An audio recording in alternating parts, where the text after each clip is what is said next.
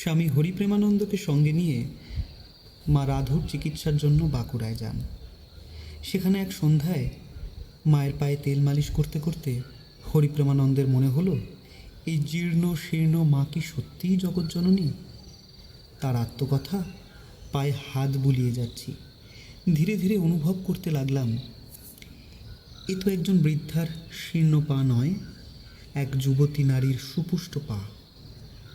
কাছেই একটা হেরিকেন জ্বলছে, তার আলোয় স্পষ্ট দেখলাম আলতা পরা অপরূপ দুটি চরণ, ঘন সন্নিবিষ্ট পরিপুষ্ট অঙ্গুলিতে অর্ধচন্দ্রের মতো পদনখরের শোভা। দুই চরণে সোনার নূপুর, নূপুরে খচিত মণিমুক্তা।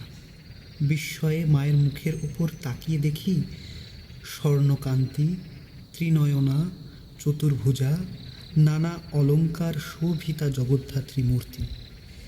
মাথায় মুকুট, হাতে অস্ত্র, তার সর্বাঙ্গ থেকে বিচ্ছুরিত হচ্ছে অপরূপ জ্যোতি।